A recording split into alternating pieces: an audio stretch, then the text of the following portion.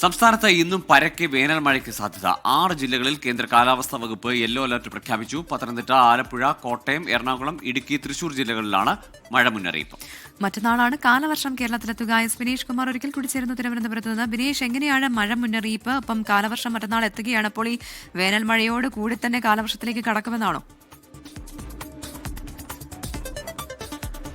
Google പ്രവിധ കേന്ദ്ര കാലാവസ്ഥാ വകുപ്പ് പറയുന്നതനുസരിച്ചാണെങ്കിൽ ഇപ്പോഴും വേനൽ മഴയാണ്. അടുത്ത ദിവസം മാത്രമേ കാലവർഷം എത്തുകയുള്ളൂ എന്നാണ് അവിടെ നിന്ന് വ്യക്തമാവുന്നത്. കാരണം ഇപ്പോൾ മഴ 6 ജില്ലകളിൽ ഇപ്പോൾ യെല്ലോ അലേർട്ട് ഉണ്ട്.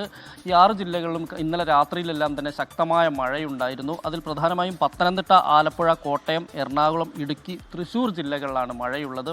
ശക്തമായ മഴ തുടരുന്നുണ്ട്. പല സ്ഥലങ്ങളിലും നാശനഷ്ടങ്ങൾ ഉൾപ്പെടെ ഉണ്ടായിട്ടുണ്ട്. കാറ്റടിക്കുന്നുണ്ട്. അതുപോലെ തന്നെ മിന്നലേൽക്കുന്ന സംഭവങ്ങളെല്ലാം തന്നെ കഴിഞ്ഞ ദിവസങ്ങളിൽ ഉണ്ടായിരുന്നു. എന്തായാലും നാളെ കാര്യമായ അലേർട്ടുകളൊന്നും ഇല്ല എന്നുള്ളതാണ്. 24 മണിക്കൂറിനുള്ളിൽ ശക്തമായ മഴ ലഭിക്കും എന്ന് തന്നെയാണ് കാലാവസ്ഥാ വകുപ്പ് പറയുന്നത്.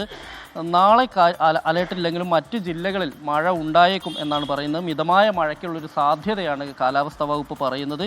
26 തെക്കൻ ജില്ലകളായ തിരുവനന്തപുരം, കൊല്ലം, ആലപ്പുഴ ജില്ലകളിൽ മാത്രമാണ് യെല്ലോ അലേർട്ട് ഉള്ളത്.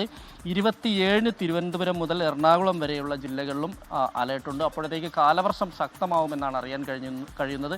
എന്തായാലും നമുക്കറിയാം, ജൂൺ 1-നാണ് സാധാരണ നിലയിൽ കാലവർഷം എത്താറുള്ളത്. കഴിഞ്ഞ വർഷം നേരത്തെ എത്തിയിരുന്നു. ഇത്തവണയും കാലവർഷം നേരത്തെ എത്തും എന്ന് തന്നെയാണ് കാലാവസ്ഥാ വകുപ്പ് പറയുന്നത്.